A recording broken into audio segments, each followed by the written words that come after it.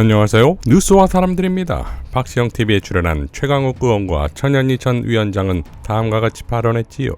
최강욱, 지금 유동규라는 사람을 두고 벌어졌던 일들이 지금 재판을 진행하다 보니까 이게 전혀 앞뒤가 안 맞고 황당한 일들이 지금 생겼잖아요.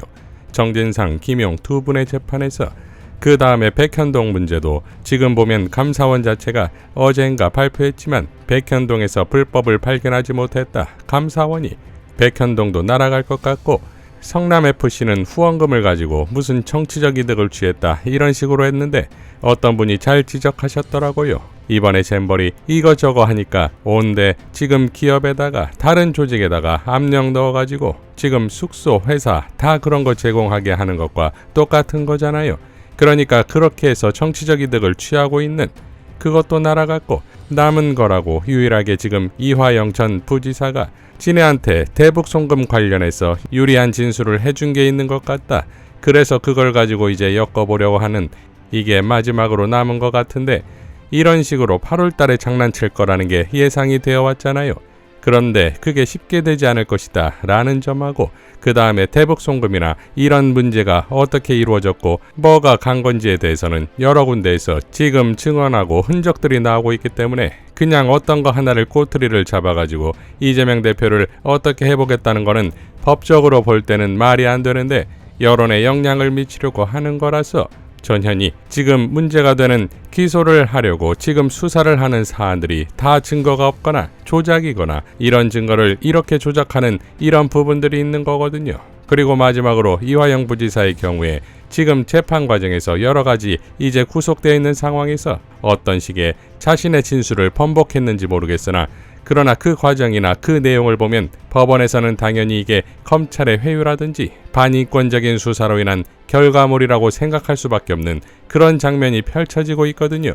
그렇기 때문에 지금 아무리 이화영 부지사 입을 통해서 이재명 대표에 대한 불리한 진술을 설령 이끌어내는데 성공하더라도 그것만으로는 이재명 대표를 유죄로 기소하는 것은 저는 사실은 불가능하다고 생각합니다. 그거는 증거가 배척되어야 할 사유고요. 그렇기 때문에 실제로 언론이나 정권에서는 여론몰이나 이런 걸 통해서 그냥 여론 재판을 지금 하고 있다 이런 생각을 하거든요. 제가 이 과정을 겪으면서 제가 얻은 그런 교훈은 공격이 최선의 방어다 라고 발언했습니다. 자, 그러니까 오직 공격이다 이거지요. 검찰과 어떻게 싸우는지를 가장 완벽하게 보여주고 있는 게 바로 송영길 대표가 아니겠습니까? 송영길 대표는 광주 MBC 유튜브에 출연해 다음과 같이 발언했지요. 저는 2번이나 검찰청에 나가서 나 수사해라, 구속시켜라, 증거 있으면 이렇게 나가 싸웠습니다. 그래서 제가 말하는 게 왜 민주당은 그거 가지고 쩔쩔쩔 매고 있는 것이냐. 아니 제가 밤에 저는 자다가도 막 우라통이 터지는 게 아니 내가 파리에서 갑자기 끌려와가지고 지금 4개월째 아무 일도 못하고 검찰청에 가서 조사 아직 준비하다 오지 마라 그러고 나를 그 출국 금지를 시켜놓고 나를 가지고 장난치는 거냐 이 검찰이. 이런 분노가 안 생기겠습니까? 아니 저들은 이렇게 도둑질하고 김건희 주가 조작 사건이 증거가 차고 넘치고 녹취록도 있는데 소환 조사도 안 한 놈들이 송영길이 돈 봉투 가지고 내 주변을 70-80명을 갖다 소하고 압수수색하고 이게 무슨 대역죄냐고. 아니 여수 상공회의소를 압수수색하려고 이 한동훈 검찰이 버스 2대에 수사관 검사를 다 태워가지고 10군데를 동시에 압수수색했다는데 내가 그 이야기를 듣고 참 열심히 산다 이놈의 새끼들. 아 이게 무슨 죽을 대역죄를 졌어 이놈들이? 조금 더 편하게 말씀하셨으니까. 정말 몽둥이를 들고 서울 검찰청을 쳐들어가서 그냥 따지고 싶은 그런 분노가 끕니다 진짜. 자, 이러한 바람을 모두 채워한 듯 이재명 대표는 검찰청 앞에서 다음과 같이 포효했지요. 권력이 영원할 것 같지만 달도 차면 기울고 화무도 11홍입니다. 어떤 혼란이 벌어져도 진실은 드러나고 국민은 승리합니다. 왕정시대 왕들조차도 백성을 두려워했고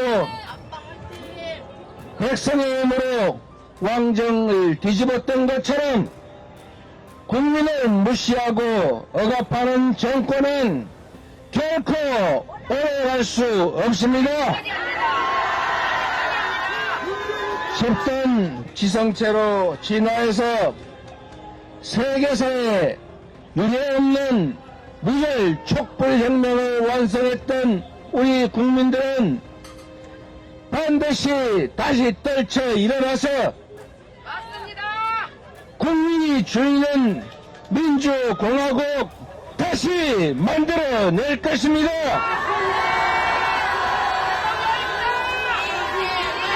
윤석열 정권은 기억하십시오.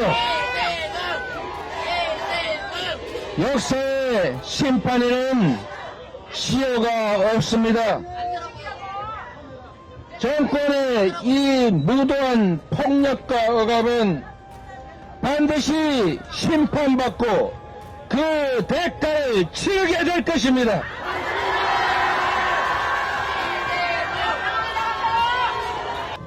저에게 공직은 명예나 지위가 아니라 민생과 경제를 살리는 책임과 의무였습니다. 위임받은 권한은 오로지 국민을 위해서만 사용했고 단 한 푼의 사익도 취한 바가 없습니다.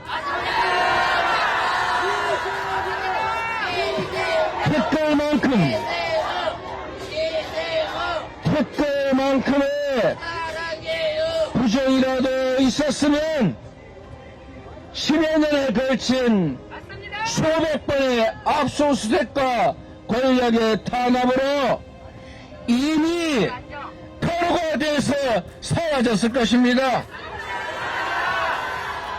비틀어진 세상을 바로 펴는 것이 이번 생에 저의 소명이라 믿습니다. 어떤 고난에도 굽힘없이 소명을 다할 것입니다. 안개가 걷히면 실상이 드러납니다. 아무리 가리려고 애를 써도 진실은 사라지지 않습니다. 지금까지 그랬던 것처럼 따짓 소환조사 10번 아니라 100번이라도 당당하게 받겠습니다. 고일석 기자는 다음과 같이 밝혔습니다. 이재명만 보면 공산당이 되어버리는 대한민국 검찰. 대장동 사업자 김만배 씨는 이재명 당시 성남시장에 대해 공산당 같은 땡땡이라며 욕설을 퍼부은 적이 있습니다. 원래 성남시에서 부담해야 할 서판교 터널과 배수지 시설 등 1120억 원을 사업자에게 추가로 부담시킨 것에 대한 것이었습니다. 대장동과 백현동 수사에 있어 검찰의 기본 입장은 이 대표가 왜 그런 공산당 짓을 더 하지 않느냐는 것입니다. 공산당 짓을 더 악착같이 해서 민간 사업자의 이익을 최소로 하고 공공이익을 더 환수했어야 하는데 공산당 짓을 대충해서 민간 사업자의 이익을 늘려줬다는 얘기입니다. 이렇게 자본주의 국가 대한민국의 검찰은 이재명만 보면 공산당으로 돌변해버립니다. 라고 일갈했습니다. 민주당은 다음과 같이 밝혔지요. 이재명 대표와 민주당은 윤석열 검찰의 무도한 탄압에 당당히 맞서 싸우겠습니다. 이재명 대표와 더불어민주당은 검사 독재 정권의 무도한 탄압에 당당히 맞서 싸우겠습니다. 백현동 용도 변경은 이미 국토부의 요구와 박근혜 전 대통령의 지시에 따른 것임이 밝혀졌습니다. 그럼에도 검찰은 이재명 대표를 소환했습니다. 묻지마 기소를 위한 요식 절차에 불과합니다. 검찰은 성남시의 이익 환수조차도 특혜로 날조하며 허가 관청이 토지 소유자의 주택개발 사업에 참여하지 않아 배임이라는 해괴한 논리를 펴고 있습니다. 벌써 네 번째 소환입니다. 대장동 비리로 1년 넘게 탈탈 털었지만 아무것도 입증하지 못한 검찰이 또다시 묻지마 기소로 야당 대표를 괴롭히겠다니 기가 막힙니다. 검찰을 앞세운 야당 대표에 대한 탄압은 정부의 무능과 무책임한 국정 운영에서 국민의 시선을 돌리려는 정치적 술책입니다. 또한 제1야당 대표를 악마화하여 야당을 국민과 유리시키려는 비열한 총선 전략입니다.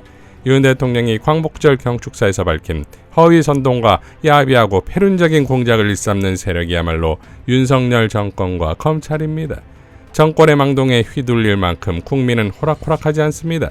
윤석열 정권이 계속 국민을 기만한다면 국민의 심판을 면치 못할 것임을 엄중히 경고합니다. 이재명 대표와 더불어민주당은 국민을 믿고 진실을 지키기 위해 끝까지 싸워나가겠습니다. 라고 밝혔습니다. 자, 이재명 대표의 검찰 소환 타이밍이 교홍이 캠프 데이비드로 향하는 타이밍과 같으니 당연 이슈를 이슈로 덮기 위한 꼼수겠지요. 이미 광복절 망언사를 통해 바이든과 기시다의 메시지를 보낸 것 아니겠습니까? 야수꾼이 신사 참배를 용인하고 후쿠시마 오염수는 총선 전에 빨리 방류해달라고 미국은 통해를 일본해라고 이제 독도까지 우리 땅이 아닌 게 될 판에 정권이 교체되더라도 바꿀 수 없는 불가역적인 계약을 하겠다는 거 아니겠습니까? 헌법이 정한 가장 기본적인 대통령의 의무로서 나는 헌법을 준수하고 국가를 보위하며 조국의 평화적 통일과 국민의 자유와 복리의 증진 및 민족문화 창달에 노력하여 대통령으로서의 직책을 성실히 수행할 것을 국민 앞에 엄숙히 선서한다라는 대통령 선서에서 어느 것 하나 지킨 것이 없다 이겁니다. 헌법을 지속적으로 무시해왔고 국가 보위는커녕 팔아넘길 판이며 북한과의 관계는 이미 폭망했고 경제와 민생은 최악이며 각종 사고로 수많은 사람들이 죽어나갔고 대통령 일가의 비리는 터져나오고 있지요. 여기에 진영이 필요합니까? 김유한 목사는 다음과 같이 밝혔지요. 정치적 입장이 무엇이든 상관없이 하나 물어봅시다. 교홍을 대통령으로 뽑아놓고 마음 편하게 두 다리 뻗고 잔 날이 있었습니까? 있었다면 며칠이나 됩니까? 교홍을 대통령으로 뽑아놓고 대한민국이 자랑스러운 나라였던 적이 있습니까? 있었다면 몇 번이나 그랬습니까? 저는 작년 3월 10일부터 지금까지 단 하루도 불행하지 않은 날이 없었습니다. 라고 일갈했습니다. 자, 미국과 일본에 치욕적으로 폭속될 이번 한미일 회담의 불가역성을 바로잡기 위해선 경정권 자체를 대한민국 역사에서 지우는 일 말고는 없겠지요. 경정권을 끌어내리지 않으면 대한민국은 제2의 일제, 미제, 강점기입니다. 그러니 제2의 독립운동인 것입니다. 이상 뉴스와 사람들이었습니다. 시청해 주셔서 감사드립니다.